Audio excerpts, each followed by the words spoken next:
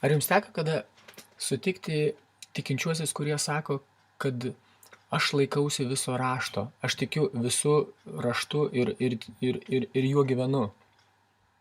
Šioje studijoje šiandieną, šioje pamokoje pamatysime, pažvelgsime į raštą ir pamatysime, kad neįmanoma tikėjimu gyventi pagal visą raštą.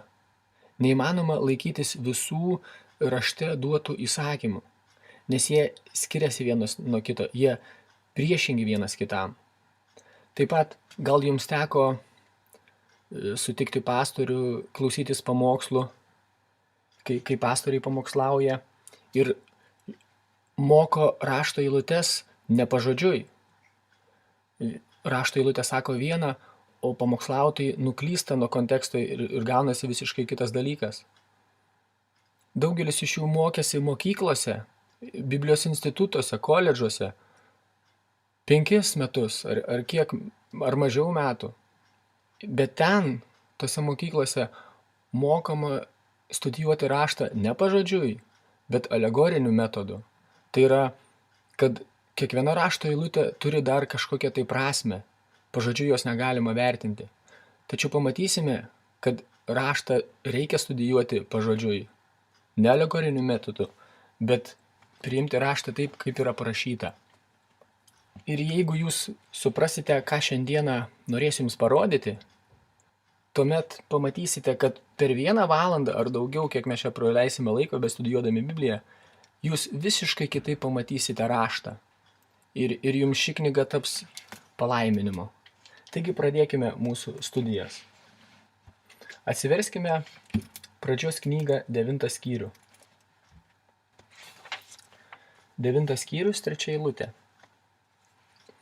Čia Dievas kalba Nojui.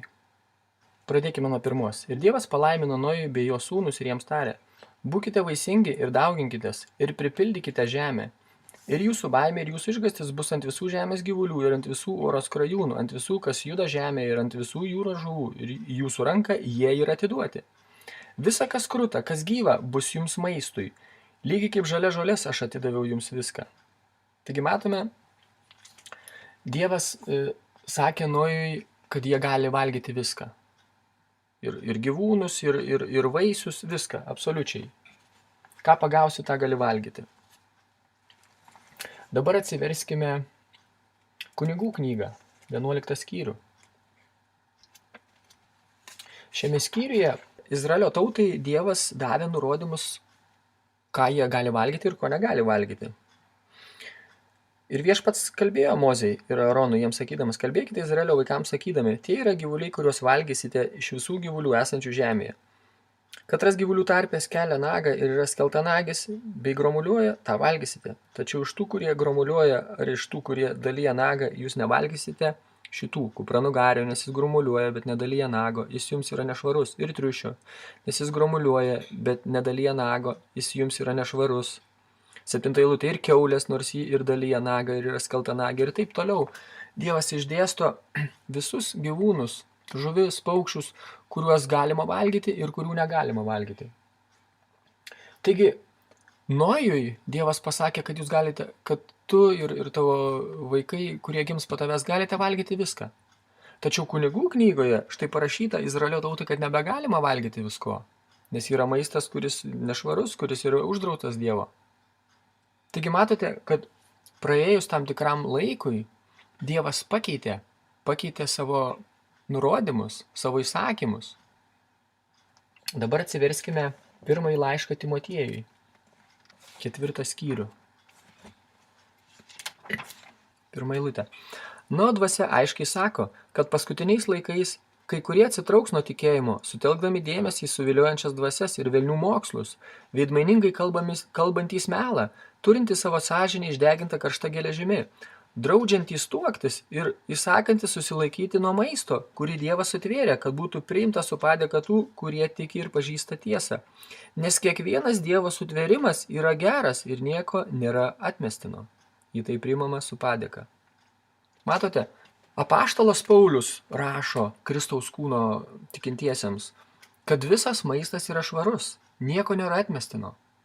Taigi, tikintieji, kurie sako, kad aš laikausi visos Biblijos ir gyvenu pagal ją, Dabar jūs man pasakykite, ar galima vienu metu nevalgyti kiaulienos, nevalgyti visų tų dalykų, kuriuos Dievas uždraudė, ir tuo pačiu valgyti viską, nes Dievas leido viską valgyti? Negalima. Neįmanoma vykdyti abiejų dalykų vienu metu. Ar ne taip? Sutiksite? Dabar pažiūrėkime kitą dalyką, rimtesnį. Čia buvo kalba apie maistą. Dabar pažiūrėkime apie tokį dalyką kaip apipjaustymą. Dievas buvo davęs Izraelio tautai apipjaustymą. Atsiverskime Pradžios knygą 17 skyrių. Kol žiūrėsime mes šituos skirtumus, atkreipkite dėmesį į vieną dalyką, kad apaštalas Paulius visuose tuose skirtumuose, kuriuos peržiūrėsime, aš cituosiu apaštalo Pauliaus laiškus, kad jo nurodymai bus visiškai priešingi tam, ką Dievas buvo davęs Izraelio tautai, mokydamas juos įstatymą. Pažiūrėkime Pradžios knygą 17 skyrių 6 eilutę. Pradedant nuo 6 eilutės. Čia Dievas kalba Abraomui. Ir aš tave padarysiu nepaprastai vaisingai, ir iš tavęs padarysiu tautas, ir karaliai išeis iš tavęs. Ir aš įtvirtinsiu savo sandorą tarp savęs ir tavęs, bei tavo sėklos po tavęs. Abraomo sėkla po jo bus Izaokas ir jo anūkas Jokūbas, kuris bus Izraelis. Reiškia, Dievas sudaro sandorą ir su Abraomu, ir su jo palikuonimis, tai yra Izraelio tauta. Ir tavęs bei tavo sėklos po tavęs per jų kartas kaip amžina sandora. Atkreipkite dėmesį, tai amžina sandora. Kad būčiau Dievas tau ir tavo sėklai po tavęs. Ir aš duosiu tau ir tavo sėklai po tavęs šalį, kurioje tu esi ateivis. Visą Kanaano šalį, amžinai nuosavybei. Ir aš būsiu jų Dievas. Ir Dievas tarė Abraomui, todėl tu laikykis mano sandoros, tu ir tavo sėkla po tavęs per jų kartas. Ta yra mano sandora, kurios turėsite laikytis tarp manęs ir jūsų bei tavo sėklos po tavęs. Štai kokia sandora. Kiekvienas vyriškos lyties vaikas tarp jūsų bus apipjaustytas. Jūs apipjaustykite savo apyvarpės kūną, ir tai bus sandoros ženklas tarp manęs ir jūsų. Ir kas yra 8 dienų amžiaus, bus apipjaustytas tarp jūsų, kiekvienas vyriškos lyties vaikas jūsų kartose, kas gimęs namuose ar iš kurio svetimšalio už pinigus nupirktas, kuris nėra iš tavo sėklos. Būtinai turi būti apipjaustytas gimusysis tavo namuose ir už tavo pinigus nupirktasis. Ir mano sandora jūsų kūne bus amžina sandora. Šita sandora Izraelio tautai, kūno apipjaustymas, apyvarpės apipjaustymas yra amžina sandora tarp Dievo ir Izraelio tautos. Pažiūrėkite 14 eilutė, kas rašoma. O neapipjaustytas vyriškos lyties vaikas, kurio apyvarpės kūnas nėra apipjaustytas, ta siela bus iškirsta iš savo tautos, jis sulaužė mano sandorą. Pasakykite, ar svarbu daryti apipjaustymą Izraelio tautos tikinčiajam žmogui? Svarbu. Nes jei žydas neapsipjaustys ir neapipjaustys to, kurį yra nusipirkęs už pinigus savo namuose gyvenančio, tas bus iškirstas iš savo tautos. Atsiverskime Luko 2 skyrių 21 eilutę. Daugelis skaitydami mato Morkaus, Luko, Jono evangelijas, mato jas kaip visiškai kitokio pobūdžio knygas, visiškai ne tai, kas buvo skelbiama įstatymo laiku Izraelio tautai. Tačiau nieko panašaus. Kai Jėzus Kristus buvo atėjęs į žemę, jis buvo atėjęs pas Izraelio tautą ir jiems skelbė ir mokė įstatymą. Ir jiems sakė, kas nemokys įstatymą, tas bus mažiausias dangaus karalystėje. Atsiverskime Luko 2 skyrių 21 eilutę. Toliau žiūrėdami ir lygindami eilutes mes pamatysime, kad šiuose knygose buvo skelbiamas įstatymas. 2 skyrius 21 eilutė. Čia kalbama apie tai, kai Jėzus gimė ir Marija ir Juozapas nunešė į šventyklą apipjaustyti. Ir užsibaigus 8 dienoms, dėl vaiko apipjaustymo jis buvo pavadintas vardu Jėzus, kuris buvo taip pavadintas angelo dar prieš jo pradėjimą įsčiose. Taigi, kaip matome, Jėzus Kristus taip pat buvo atėjęs Izraelio tautą ir buvo apipjaustytas. Jis laikėsi įstatymo nuo pat savo gimimo. Romiečių 15 skyriuje rašoma, kad Jėzus Kristus buvo apipjaustymo tarnas, kad įvykdytų visus duotus pažadus Izraelio tautai. Atsiverskime Galatų 4 skyrių, 4 eilutę. Bet kai atėjo laiko pilnatvė, Dievas išsiuntė savo sūnų padarytą iš moters, padarytą pavaldžiu įstatymui. Jėzus Kristus buvo padarytas pavaldžiu įstatymui. Jis laikėsi įstatymo. Jėzus pasakė, kad aš netėjau sunaikinti įstatymą, bet jį įvykdyti. Dabar atsiverskime Galatų 5 skyrių, 6 eilutę. Nes Jėzuje Kristuje nei apipjaustamas neduoda naudos, nei neapipjaustamas, bet tikėjimas veikiantis meilę. Taigi man pasakykite, tie žmonės, kurie sako, kad reikia laikytis visos Biblijos. Aš tikiu visą Bibliją, ji skirta man ir aš kiekvieną eilutę tikiu ir jie vadovaujasi. Ar jūs galite, skaitydamas pradžios knygos 17 skyriuje, kur parašyta, kad turi būti apipjaustytas, ar jūs galite laikytis apipjaustimo ir tuo pačiu laikytis, ką Paulius rašo, kad Kristuje neduoda naudos nei apipjaustymas, nei neapipjaustymas? Negalite. Tai neįmanoma. Tu turi laikytis arba apipjaustymo, arba visiškai jo nesilaikyti.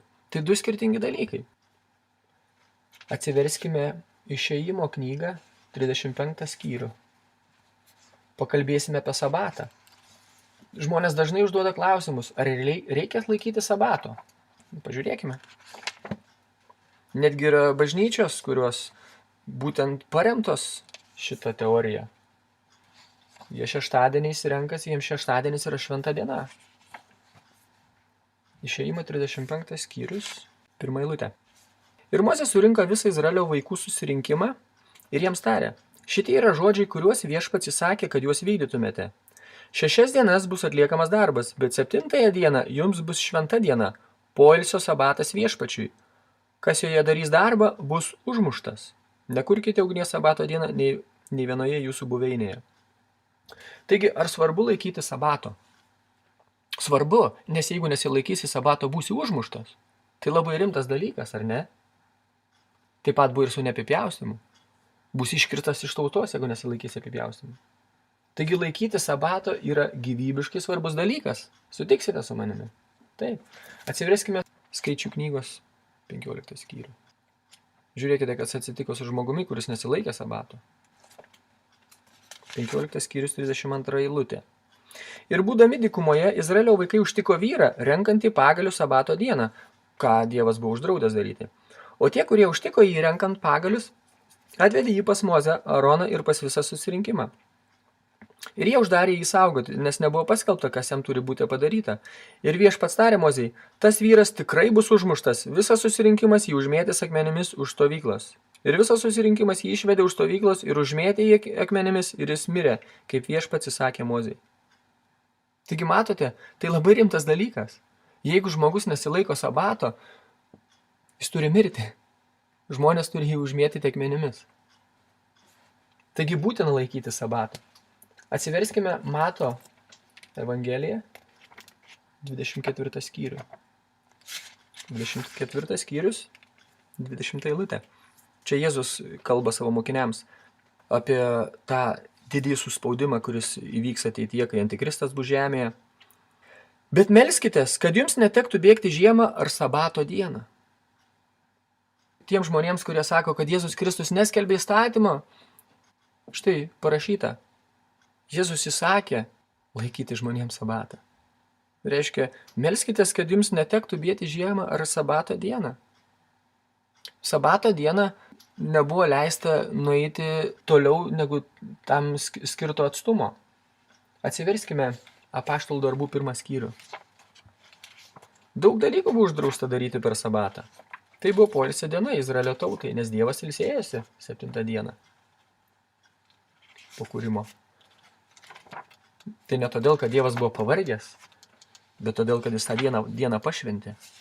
Atskyrė ją kaip išskirtinę dieną ir norėjo, kad Izraelis atskirtų tą dieną kaip išskirtinę dieną.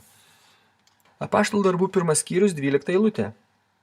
Tada jie sugrįžo į Jeruzalę nuo kalno vadinamo Alyvų, čia kai Jėzus pakilo, kuris nuo Jeruzalės sabato dienos kelionės atstumu.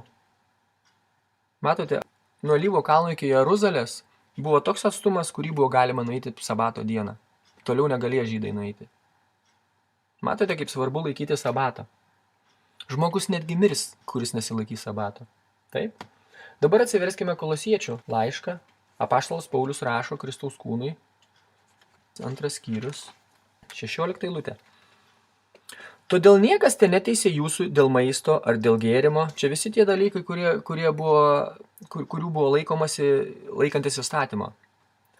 Niekas neteisė jūsų dėl maisto ar dėl gėrimo, ar švenčių, ar jauno mėnulio, ar sabato dienų atžvilgių, kurie yra ateinančių dalykų šešėlis, bet kūnas yra Kristaus. Taigi Kristaus kūnas yra Kristaus, o ne įstatymo, o ne visų tų dalykų, kuriuos liepia laikytis įstatymas. Tame tarp ir sabato. Taigi Kristaus kūnui sabato nereikia laikytis. Sutinkate? Šitą eilutę aiškiai sako, sabato nereikia laikytis. O štai kitoje vietoje parašyta, kad būtina laikyti sabatą, nes jeigu jo nesilaikysi, būsi užmuštas. Taigi, ar galima laikytis vienu metu tų dviejų dalykų? Ar galima laikyti sabato ir nesilaikyti sabato vienu metu? Negalima, tai neįmanoma. Sutikite su tuo. Vėlgi pastebėkite, vėl priminsiu jums, kad šituos skirtumus įvedė apaštalas Paulius. Jis tai darė ne savo nuožiūrą, bet Jėzus Kristus jam apreiškė tam tikrą žinią, kurioje skelbiama, kad sabato nebereikia laikytis apipjaustimo, nebėra maisto apribojimų. Toliau pažiūrėkime. Atsiverskime laišką romiečiams. 9 skyrių, 3 eilutė. Paulius kalba. Nes aš norėčiau, kad pats būčiau prakeiktas nuo Kristaus dėl savo brolių mano giminaičių pagal kūną. Paulius buvo žydas, iš Benjamino genties.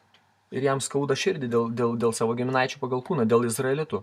Kurie yra izraelitai, kuriems priklauso į vaikystę ir šlovė, ir sandoros, ir įstatymo leidyba, ir Dievo tarnystė, ir pažadai, kurių yra tėvai ir iš kurių pagal kūną kilo Kristus, kuris yra virš visų palaimintas Dievas per amžius. Taigi, kaip matome, įstatymas buvo duotas Izraelio tautai, kad jie jo laikytųsi. Dievas davė įstatymą Izraelio tautai. Niekam kitam. Atsiverskime Mato 5 skyrių. 5 skyrius. Pradėkime nuo 17 eilutės. Jėzus kalba.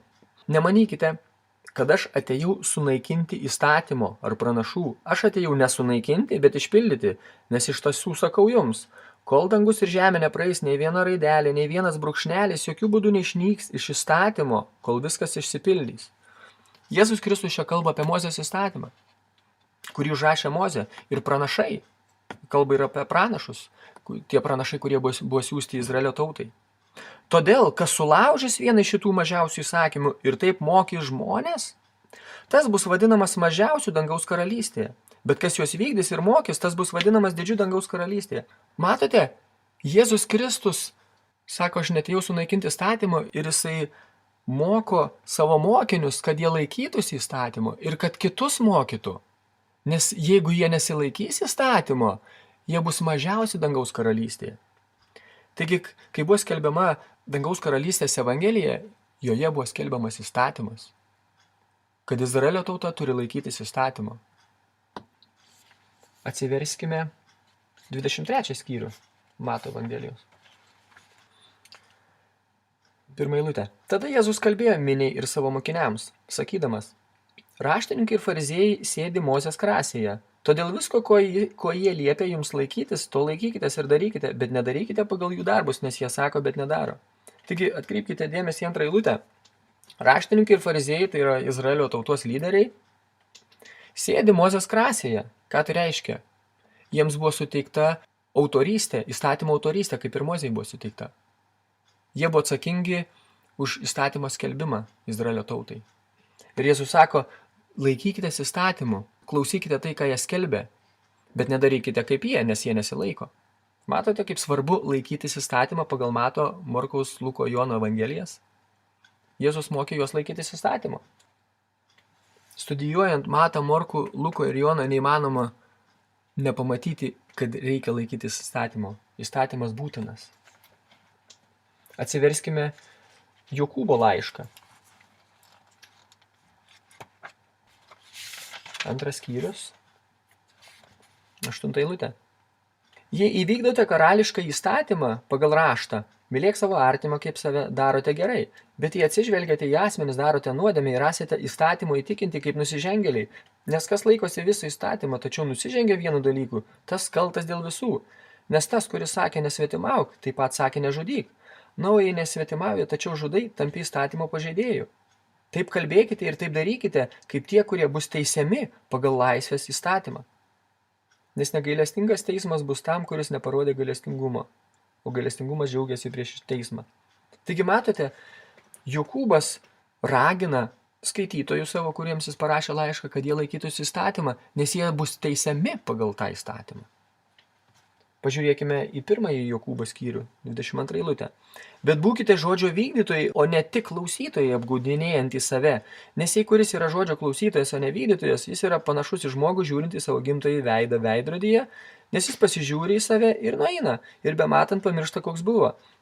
Bet kas žiūri į tobulą laisvės įstatymą, apie tą patį įstatymą, kur čia skaitėme prieš tai, antrame skyriuje, ir jame pasilieka, būdamas neužmaršus klausytojas, bet darbo vykdytojas, tas bus palaimintas savo darbe. Matote? Jokūbas rašo savo skaitytojams, kad reikia laikytis įstatymo. Tas bus palaimintas, kuris laikysis įstatymo. Savo darbę, tai yra, pagal įstatymą yra darbas, turi dirbti. Kodėl Jokūbas taip sako, kad savo skaitytojams, kad jie laikytųsi įstatymą? Pažiūrėkite pirmą eilutę, pirmos skyriaus. Jokūbas, Dievo ir viešpaties Jėzaus Kristaus tarnas, 12 pasklidusių genčių. Pasveikinimas. Kas tos 12 pasklidusių genčių? Izraelio tauta. Jokūbas rašė laišką Izraelio tautai. Jis nerašė laiško pagonėms, jis nerašė laiško Kristaus kūnui. Jokiu būdu. Įstatymą skelbė Izraelio tautai. Atsiverskime Morkaus knygą, 12 skyrių. Tai, ką dabar čia mes studijuojame, tas eilutes, matome tos skirtumus, jūs turbūt neišgirsite savo bažnyčiose, tai skelbiant. Kodėl? Todėl, kad bažnyčiose viskas yra suvedama į vieną, neparodomi visiškai skirtumai. Todėl, kad eilutės aiškinamos ne pažodžiui, bet perkeltinė prasme. Tarsi tai, kas parašyta, yra visai ne tai, bet yra dar kažkokia gilesnė prasmė, kažkokia moralinė įžvalga. Tuo ir užsibaigia Biblijos studijavimas. Pažiūrėkime Morkaus 12 skyrių, 29 eilutę. Ir Jėzus jam atsakė, pirmas iš visų įsakymų yra, klausyk, o Izraeli, viešpats mūsų Dievas yra vienas viešpats. Ir mylėk viešpatį savo Dievo savo širdimi, visa savo siela, visų savo protų ir visomis savo jėgomis. Šis yra pirmasis įsakymas, o antrasis yra panašus, būtent šis. Mylėk savo artimą kaip save patį. Nėra kito įsakymo didesnio už šituos. Ir raštininkas jam tarė, gerai mokytojau, tu pasakei tiesą, nes yra vienas Dievas ir nėra kito, tik jis. Ir mylėti jį visą širdimi, visų supratimu, visą sielą ir visomis jėgomis. Ir mylėti savo artimą kaip save patį yra daugiau negu visos deginamosios aukos ir kitos aukos.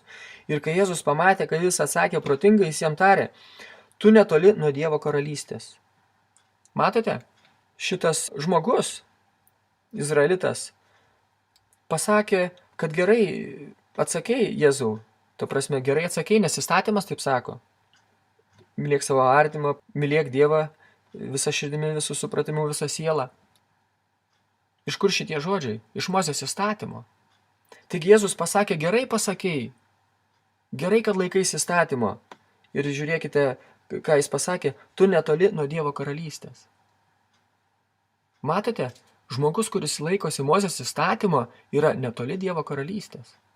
Taigi šita karalystė, kuri buvo skelbiama, atgailaukite, dangaus karalystė čia pat.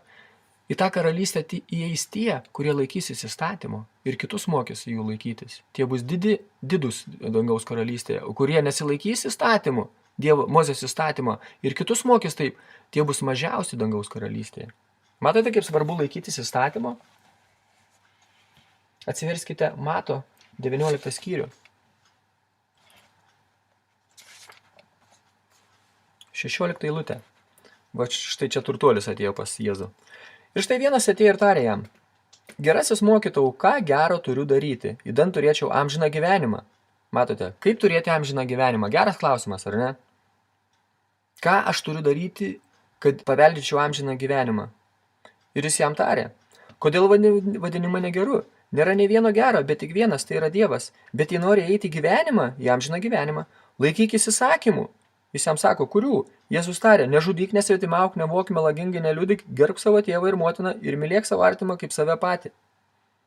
Ar taip šiandieną skelbiama žmogui, kuris sako, kaip paveldėti amžiną gyvenimą? Ką aš turiu daryti? Kuo aš turiu tikėti? Ar jūs sakote, laikykis įstatymo, Mozės įstatymo? Taip Jėzus pasakė. Va, aš turiu knygą, Bibliją, ant balto lapo juodai parašyta. Kaip įgyti amžiną gyvenimą. Laikytis įstatymo. Dabar atsiverskime laišką romiečiams. 6 skyrių. 14 eilutė. Nes nuodėmė jums neviešpataus, nes jūs esate ne įstatymo, bet malonės valdžioje. O aš galvojau, kad reikia laikytis įstatymo. Kaip čia dabar yra? Čia sakoma, jūs esate ne įstatymo, bet malonės valdžioje. Iš kur dabar tokios eilutės atsirado? Aš maniau, kad Jėzus sakė, laikykis įstatymą, nes taip įgysi amžiną gyvenimą ir būsi didis dangaus karalystėje, kitus taip mokindamas. O čia va, Paulius rašo, nereikia laikytis įstatymų, mes esame ne įstatymo, bet malonės valdžioje.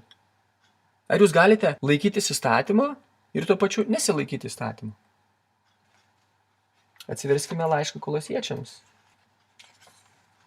2 skyrius, 16 eilutė.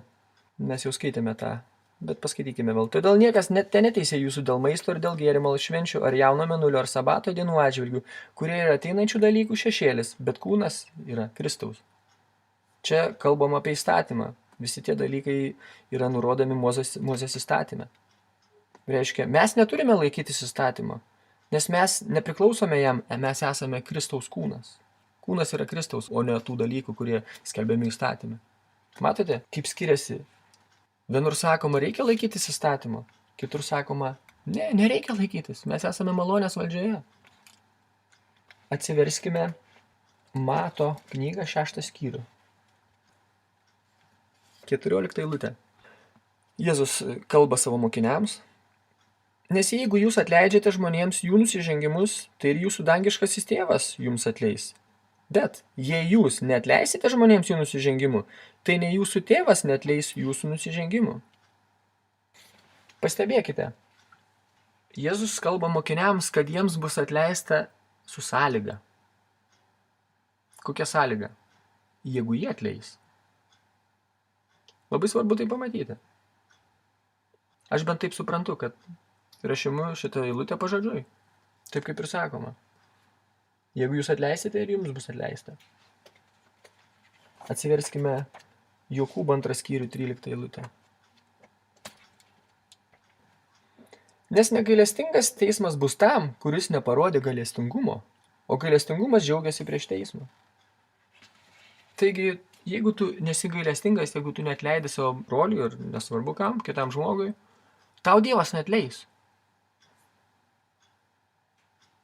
Tau nebus parodomas gailestingumas teisme. Ką Jėzus sakė, lygiai tą patį rašo ir Jokūbas savo laiške. Matote? Labai aišku. Jums bus atleista tik su sąlyga, jeigu jūs atleisite. Dabar atsiverskime laišką Efeziečiams.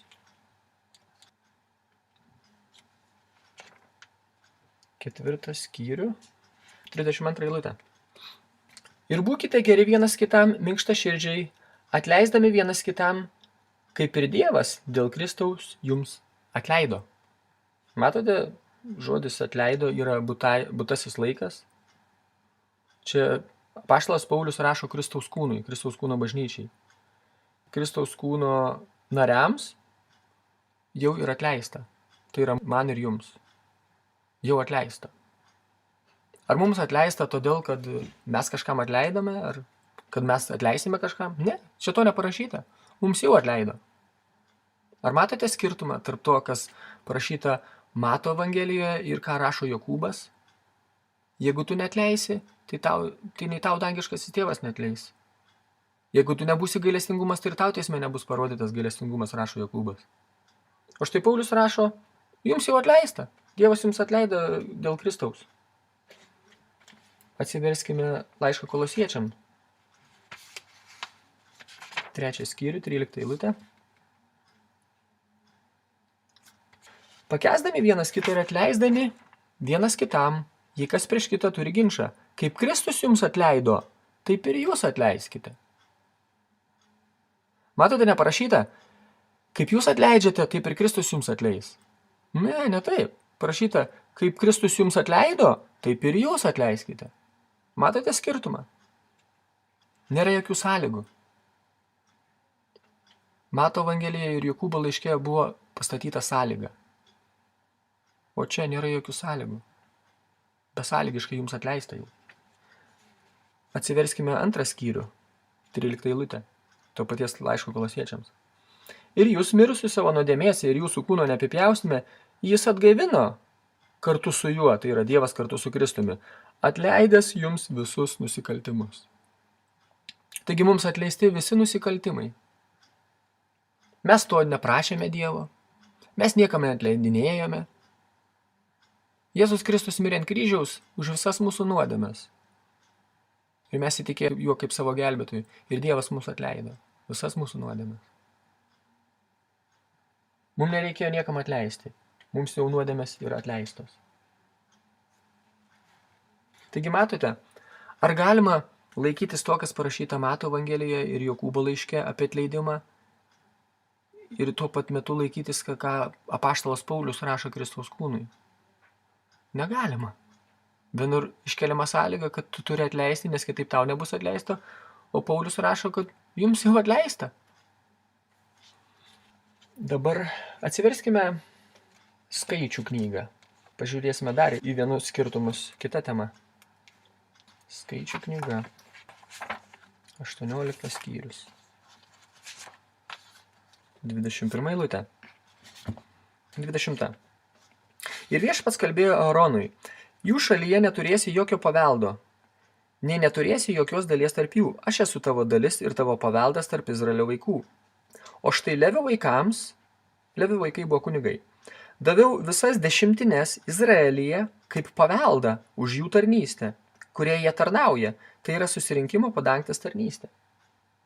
Dievas davė Izraelio tautai įstatymą per Mozę ir tame įstatyme buvo parašyta, kad Dievas paskyrė ir kunigus ir buvo rašoma įstatyme, kad Izraelitai turės atsidėti pas save 10.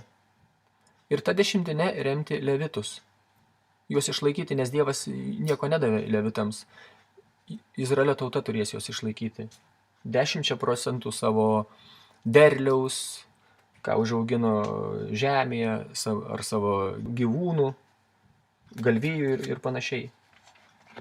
Atsiverskime pakartoto įstatymo 14 skyrių. Šiandien bažnyčioje sakoma, duokite viešpačiui 10. Ar ne taip sakoma bažnyčiose. Ir Dievas jūs palaimins. Tai jeigu jūs šiandien norite atnešti 10, tai jūs atneškite burokų, bulvių, avį, karvę. Nes taip Izraelio tauta rėmė levitus. Pakartotas įstatymas 14 skyrius, 28 eilutė. 3 metų pabaigoje tais metais išnešk visą savo prieaugą 10 ir atidėk ją savo vartuose. Ir te ateina levitas, nes jis neturi su tavimi nei dalies, nei paveldo, ir tavo vartuose esantis ateivis, našlaitis ir našlė, ir te valgo, ir pasisotina, kad viešpats tavo Dievas tave laimintų visose tavo rankų darbuose, kuriuos tu darai. Taigi Dievas pasirūpina ne tik levitais, bet ir našlaičiais, ateiviais, kurie vargšai neturi ko valgyti, neturi prieglobsčio ir neužsidirba, ta prasme, neturi žemių, nėra iš ko jiem prasimaitinti. Dievas pasirūpino, kad ir izraelitai, kurie turi žemę, kurie užaugina derlių ir gyvulius, kad jie paremtų tiek levitus, tiek vargšus, esančius netoli jų, gyvenančius toje šalyje. Taigi tuos 10 buvo duotos Izraelio tautai, kad jie remtų levitus. Taigi matome, tie Izraelio žmonės turėjo duoti 10% iš savo pajamų. Ar tai derliaus, ar prieaugio, nesvarbu. Atsiverskime Luko knygą. 12 skyrių. Visiems žinoma ši eilutė, 32 eilutė. Nebijok mažoji kaimenė, nes tai jūsų tėvo geras noras duoti jums karalystę. Parduokite, ką turite, ir atiduokite išmaldai. Pasirūpinkite krepšį, kurie nesensta, nenykstantį turtą danguose, kuris nežlunga, kur vagis neprieina, nei kandis nesugadina. Taigi matote, Jėzus nesako žydams, duokite 10. Ką jisai sako? Parduokite viską ir duokite vargšams išmaldai. Taigi Jėzus atėjęs į žemę pas Izraelio tautą, jiems sako, kad jie turi atiduoti 100%. Nebe 10%, bet 100, visą 100. Viską, ką turi parduodi. Žemės, namus, viską. Ir atiduodi vargšam išmaldai. Tačiau daugelį bažnyčių ignoruojama šitą eilutę. Visa kita pasiemama, kas patinkama. Va šitą gražiai eilutę, va aš tą pasiimsiu, va tą pasiimsiu, tą paskelbsiu. O šitą kažkaip apeina. Arba paaiškina, kad va, Jėzus iš tikrųjų neturėjo omeny, kad jie turėjo parduoti, bet Jėzus turėjo omeny, kad jie turėtų savo širdyje nusiteikimą parduoti. Ta prasme, kad jie širdimi galėtų atiduoti viską. Bet nebūtina parduoti. Ar tai buvo iš tikrųjų, ar iš tikrųjų čia Jėzus ką pasakė, jis kalbėjo perkeltinė prasme, kažkokia gilesnė prasme? Ar iš tikrųjų taip, kaip pasakė, taip ir turėjo būti? Jie iš tikrųjų turėjo pardavinėti. Atsiverskime Apaštalų darbų 4 skyrių. Čia prašoma apie tikinčiuosius, kurie įtikėjo 12 apaštalų ir kitų įtikėjusiųjų skelbiama karalystės evangelija. Ta pačia evangelija, kurią skelbė Jėzus Kristus, Mato, Morkaus, Luko, Jono evangelijose. Jėzus Kristus ir 12 apaštalų. Ir toliau jie per sekmines gavo šventąją dvasią ir toliau ėjo ir skelbė tą pačią evangeliją. Ir pažiūrėkite, kas įvyko. Apaštalų darbų 4 skyrius. Tai 4 skyrius 33 eilutė. Žiūrėkite, koks rezultatas gavosi. Ir su didžiulė jėga apaštalai liudijo apie viešpaties Jėzaus prisikelimą ir didelė malonė buvo ant jų visų. Ir nebuvo tarp jų nei vieno stokojančio, nes visi, kurie buvo žemių ar namų savininkai, pardavė juos ir atnešė vertės to, kas parduota, ir padėjo prie apaštalų kojų. Ir buvo dalijama kiekvienam pagal tai, kiek kam reikėjo. Ir Jozė, kuris apaštalų buvo pramintas Barnabu, kas išvertus yra Paguodo sūnus, Levitas iš Kipro šalies, turėdamas žemės, ją pardavė ir atnešė pinigus ir padėjo prie apaštalų kojų. Tai kaip čia dabar išeina?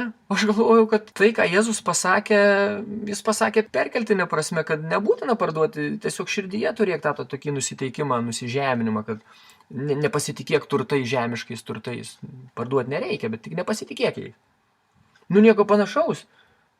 Iš tikrųjų, tie mokiniai, ar jie kvaili buvo, aš nesuprantu, kad jie viską ėmė ir pardavė. Atsimenate, kaip Jono Evangelijoje Jėzus sakė, aš jums atsiųsiu šventąją dvasią, godėją, kuris atėjęs jums primins viską, ką aš jums sakiau. Taigi, kai jie gavo šventąją dvasią per sekmines, jie padarė tai, ką tas godėjas atėjęs jiems liepė padaryti. Šventoji dvasia priminė, ką Jėzus jiems buvo kalbėjęs, kol vaikščiojo žemėje, kad reikia parduoti viską. Taigi, tie žmonės, tie tikintieji darė, ką liepė šventoji dvasia, ką mokė raštas, ką Jėzus mokė. Taigi reikėjo parduoti viską. Ir ką Jėzus sakė, kad parduoti, iš tikrųjų jis, ką sakė, tai jis ir turėjo omenyje, o ne tai, ką šiandieną skelbia pastoriai, pamokslaudami žmonėms. Taigi Izraelio tauta, kai Jėzus atėjo ir paskui skelbė apaštalai ir kiti mokiniai po sekminių, jiems buvo liepiama parduoti viską. Jie turėjo atiduoti 100%. Ne 10, o 100%. Dabar atsiverskime antrąjį laišką Korintiečiams. 9 skyrius, 7 eilutė. Kiekvienas te duoda, kaip nutarė savo širdyje, negailėdamas ar verčiamas, nes Dievas myli linksmą davėją. Ar jūs matote, kad yra parašyta, kiekvienas te duoda 10? Arba kiekvienas te duoda, te parduoda viską? Aš skaitau lietuvių kalba, parašyta, kiekvienas te duoda, kaip nutarė savo širdyje. Ką tai reiškia? Tai reiškia, kiek tu nutari širdyje, tiek tu ir duodi. Tu gali duoti litą, tu gali duoti 50 centų, tu gali ir neduoti, nes parašyta, negailėdamas ar verčiamas, nes Dievas myli linksmą davėją. Jeigu tu gailėsi, ta prasme, ne, aš nenoriu duoti, arba tarsi verčiamas, tarsi jautiesi kaip kalties jausmą, geriau neduok. Kodėl? Nes Dievas myli linksmą davėją. Dievas nori, kad tu duotum iš širdies, džiaugdamasis. Aš duosiu, nes aš taip nutariau savo širdyje, aš esu dėkingas viešpačiui, ką jis man padarė per Jėzų Kristų. Ir aš duosiu jam. O jeigu tu gailiesi, jautiesi kaip verčiamas, geriau neduok. Taigi gali duoti, gali neduoti. Gali duoti 1%, gali duoti 0,0001%, gali duoti 50%. Priklauso nuo tavęs, kaip tu nori, tai tu daryk. Taigi ar matote skirtumą, kur buvo Izraeliui pasakyta iš pradžių pagal Mozės įstatymą 10 neduoti? Ten Izraeliui nebuvo parašyta, kad duokite, kaip nutarsite savo širdyje. Ne, 10 tu privalai duoti. Ten buvo įsakymas. Lygiai taip pat ir Jėzus atėjęs. Įsakė duoti viską, 100%. Nebuvo pasakyta, kad, kaip nutarsite savo širdyje, galite parduoti žemės, galite neparduoti, bet Dievas mėgsta linksmą davėją. Duokit kažkiek. Kaip nutarsite savo širdyje, neverčiami ir negailėdamėsi. Nieko panašaus, jie turėjo atiduoti visą 100%. Ir tą jie darė, kaip skaitėme Apaštalų darbų 4 skyriuje. Šventoji dvasia jam priminė, ką jie turi daryti. Priminė Jėzaus žodžius. O štai Paulius sako, kiek nori, tiek duok. Taigi, ar jūs galite vienu metu laikytis visų tų nurodymų, kuriuos mes čia perskaitėme? Galite atiduoti 10, 100% ir tuo pačiu nieko neduoti. Arba duoti, kiek nutarėte savo širdyje. Negalite. Dabar atsiverskime kunigų 26 skyrių. Vėlgi grįžtame prie Mozės įstatymo, kad Dievas buvo įsakęs Izraelio tautai, ką buvo pažadėjęs. Pirma eilutė. Nesidirbkite savo stabų, nei raižyto atvaizdo, nei nepasistatykite stovinčio atvaizdo, nei nepasistatykite jokio atvaizdo iš akmens savo šalyje, kad jam lankstytumėtės, nes aš esu viešpats jūsų Dievas. Laikykitės mano sabatų ir gerbkite mano šventovę, aš esu viešpats. Jei vaikščiosite pagal mano įstatus, laikysitės mano įsakymų ir juos vykdysite, tuomet aš duosiu jums lietų tinkamų laikotarpių ir žemė duos savo prieaugį ir lauko medžiai duos savo vaisių ir jūsų kūlimas nusitęs iki vynuogių rinkimo, o vynuogių rinkimas nusitęs iki sėjos ir jūs valgysite savo duonas iki sotės ir saugiai gyvensite savo šalyje. Ir aš duosiu ramybę šalyje, o jūs atsigulsite ir niekas jūsų neišgąsdins. Ir aš išvarysiu piktus žvėris iš šalies ir nei kalavijas neis per jūsų šalį. Ir jūs vysite savo priešus ir jie kris jūsų akivaizdoje nuo kalavijo. Ir 5 iš jūsų vysi 100, o 100 iš jūsų privers bėgti 10 000. Ir jūsų priešai kris jūsų akivaizdoje nuo kalavijo, nes aš atsižvelgsiu į jūs, jūs padarysiu vaisingus, jūs padauginsiu ir įtvirtinsiu savo sandarą su jumis, ir jūs valgysite senas atsargas ir išnešite seną dėl naujo. Ir aš pastatysiu savo badangtį tarp jūsų, ir mano siela jumis nesibjaurės. Ir aš vaikščiosiu tarp jūsų ir būsiu jūsų Dievas, ir jūs būsite mano tauta. Taigi matote, Izraelio tautai Dievas pažadėjo matomus fizinius palaiminimus. Jeigu Izraelio tauta laikysis tų įsakymų, bus ramybė šalyje, bus derlius, Dievas duos lietų, žemė bus derlinga. Izraelitams nieko nereikės rūpintis, Dievas jais visiškai pasirūpins. Jie gyvens ramiai, sočiai, patenkinti. Fiziniai palaiminimai. Dabar atsiverskime laišką Efeziečiams. Čia rašo apaštalas Paulius Kristaus kūnui. 1 skyrius, 3 eilutė. Tebūna palaimintas Dievas ir mūsų viešpaties Jėzaus Kristaus tėvas, kuris palaimina mus visais dvasiniais palaiminimais dangaus vietose Kristuje. Matote, mus palaimino dvasiniais palaiminimais. Tai yra tie palaiminimai, kurie yra nematomi. Dvasinių palaiminimų jūs nepamatysite. Jų nepačiupinėsite. Kaip pavyzdžiui, jeigu izraelitai klausys Dievo, jie pamatys, kad Dievas juos laimino, jie pamatys, kad žemė veši, kad jų avis ir ožiai ir karvės užauga gražiai ir kad ramybė šalyje. Viskas puiku. Tai fiziniai palaiminimai, tai matomi dalykai. O štai mums Kristaus kūnui rašoma, kad mes palaiminti visais dvasiniais palaiminimais, kurie yra nematomi. Ir šitame skyriuje išvardinti šitie dvasiniai palaiminimai. Tai ir nuodėmių atleidimas, ir atpirkimas, ir mes esame įvaikinti per Kristų, mes esame priimtini mylimajame, Dievas mums atskleidė savo valios paslaptį, mes užantspauduoti šventą pažado dvasia. Ir daug kitų palaiminimų galima rasti visuose kitose likusiuose Pauliaus laiškuose. Ir visi tie palaiminimai, jie nematomi, jie neapčiuopiami. Ir mes gauname juos įtikėję Jėzumi Kristumi kaip savo gelbėtojų. Jie nepajaučiami ir neapčiuopiami. Taigi matote, yra skirtumas. Izraelio tautai buvo duoti fiziniai palaiminimai. Žinoma, jiems buvo duoti ir dvasiniai palaiminimai, kaip nuodėmė atleidimas. Ateityje Dievas sudarys su Izraeliu naują sandorą, atleis jų visas nuodėmes. Tai bus dvasinis palaiminimas, bet tuo pačiu jiems bus duota žemė, žemiška karalystė. Jie bus Izraelio kunigai, Dievo kunigai ir karaliai. Ir gyvens šalyje saugiai ir bus derlinga žemė. Jie gaus ir dvasinius, ir fizinius palaiminimus. Bet mes, Kristaus kūnas, vien tik tai dvasinius palaiminimus.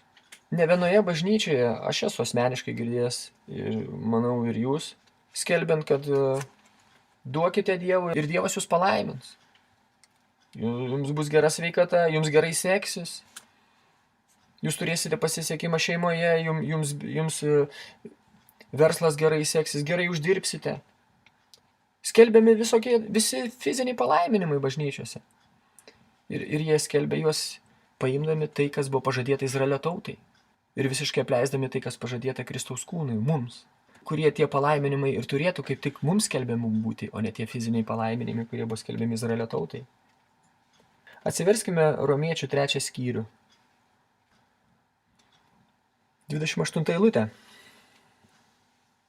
Todėl darome išvadą, kad žmogus išteisinamas tikėjimu be įstatymo darbų. Matote? Mes esame išteisinami tikėjimu. Be jokių darbų, be jokių įstatymo darbų. Mums nieko nereikia daryti, kad mes būtume išteisinti. Absoliučiai nieko, net piršto pajudinti nereikia. 24 eilutė. Išteisinami dovanai jo malonę per atpirkimą, kuris yra Kristuje Jėzuje. Taigi mūsų išteisinimas yra dovana. Mums nieko nereikia daryti. Dievas tai daro per savo malonę. Toks mūsų išteisinimas. Jokių darbų, tu išteisintas. Patikėjai Kristumi ir tu išteisintas. Nieko daugiau nereikia, vien tikėjimu. Atsiverskime Jokūbo laišką. 2 skyrių. 24 eilutė. Tad matote, kad žmogus išteisinamas vien tikėjimu. Ne taip parašyta.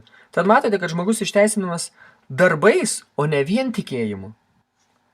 Ar skiriasi tai, ką rašo Jokūbas, nuo to, ką rašo apaštalas Paulius?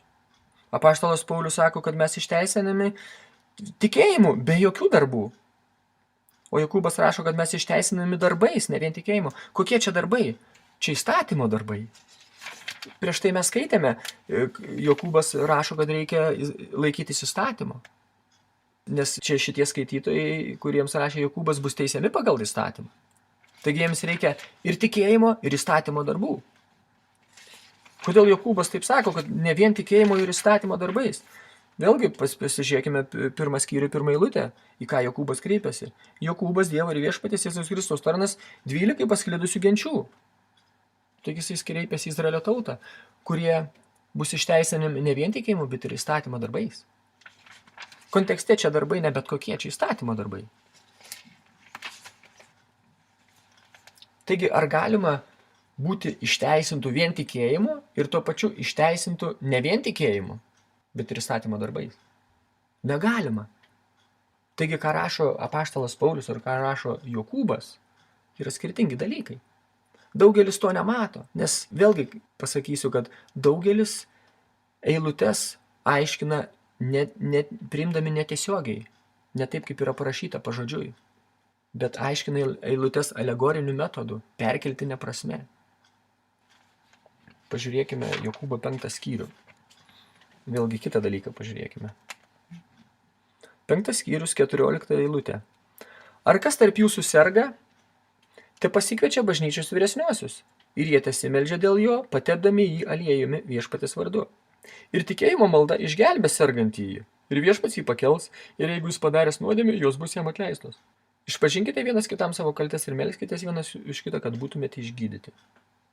Taigi, jei sergi, pasikvies bažnyčios vyresniuosius. Ir jie ateis, uždės ranką, pasimels dėl tavęs, pateps aliejumi viešpatės vardu, ir tu išgysi. Būsi sveikas kaip ridikas. Sutinkate? Atsiverskime 1 laišką Timotiejui. Čia rašo apaštalas Paulius, Kristaus kūnui. Vėlgi prisiminkime iš konteksto, Jokūbas rašo Izraelio tautai, 12 pasklidusių genčių. Dabar pažiūrėkime, ką apaštalas Paulius rašo Kristaus kūnui. Pirmas laiškas Timotiejui, 5 skyrius 23 eilutė. Paulius kreipėsi į Timotiejų, nebegerk vien vandens, bet vartok truputį vyno dėl savo skrandžio ir savo dažnų negalavimų. Kodėl Paulius negalėjo patepti Timotiejaus aliejumi, pasimelsti už jį ir jis būtų pagijęs? Kodėl jis to negalėjo padaryti? Jokūbas rašo, va, pasimelsi, patepsi aliejumi ir pagis žmogus. O Paulius va, Timotiejui sako, kad pavartok vyno, kaip vaistai. Vynas turi gydomą poveikį. Ką tai reiškia? Tai reiškia, kad Paulius negalėjo išgydyti Timotiejaus. Jis neturėjo gydymo dovanos. Atsiverskime antrąjį laišką Timotiejui. 4 skyrius, 20 eilutė. Erastas pasiliko Korinte, bet Trofimą palikau Milete sergantį. Vėlgi, Paulius neišgydė Trofimo. Neišgydė Timotiejaus, neišgydė Trofimo. Paliko jį sergantį. Ar matote, kaip tai skiriasi nuo to, ką rašo Jokūbas Izraelio tautai? Paulius rašo Kristaus kūnui, kad Dievas nebegydo žmonių. Žmogui reikia pačiam pasirūpinti, vartoti vaistus, kas kokius išmanot, ar žolelės, ar ką, bet Dievas neišgydo. O Jokūbas štai rašo, kad Dievas išgydo. Padedi ranką ir Dievas išgydo. Pasimeldi, patepė aliejumi ir Dievas išgydo. Skiriasi tai, ką Jokūbas rašo, nuo to, ką Paulius rašo. Nu, aš matau, kad skiriasi. Jeigu aš priimu eilutes pažodžiui, aš matau, kad skiriasi jos. Kodėl Kristaus kūnas neišgydomas? Kristaus kūno tikintieji. Atsiverskime Romiečių laišką. 8 skyrių, 21 eilutė. Nes ir pats sutvėrimas bus išvaduotas iš gedimo vergovės. Sutvėrimas tai yra žmogus, gyvūnas, sutvėrimas. Bus išvaduotas iš gedimo vergovės, reiškia, kiekvienas sutvėrimas, tiek žmonės, tiek gyvūnai yra gedimo vergovėje. Mes gendame ir mes esame vergovėje tame gedime. Mes iš to negalime ištrūkti. Mes pavirkti esame gedimai. Gedime pavirkti. Išlovinga Dievo vaikų laisvė, nes mes žinome, kad visa kūrinė drauge dejuoja ir kankinasi skausme iki šiol. Ir ne tik jie, bet ir mes, turintis dvasios pirmavaisius, reiškia, ir mes tikintieji gendame. Esame toje pačioje gedimo vergovėje. Mes gendame, sergame ir paskui mirštame, aišku. Ir mes patys dejuojame savyje, laukdami į vaikystės, tai yra mūsų kūno atpirkimo. Nes mes išgelbėti viltimi, bet viltis, kuri matoma, nėra viltis, nes tai, kas regi, kodėl jis to dar vilėsi. Bet jei vilėmės to, ko nematome, tada mes su kantrumu to laukiame. Ko mes laukiame? 23 eilutėje, ir mes patys dejuojame savyje, laukdami į vaikystės, tai yra mūsų kūno atpirkimą. Į vaikystę tas kūno atpirkimas tai yra, kai mes būsime paimti į dangų. Mūsų kūnas bus atpirktas, mes būsime pakeisti, mums bus duotas naujas kūnas. Taigi, mes būdami toje gedimo vergovėje, gesdami, sirgdami, ko mes laukiame? Ar kad Dievas mus išgydytų? Ne, mes laukiame mūsų kūno prisikėlimo.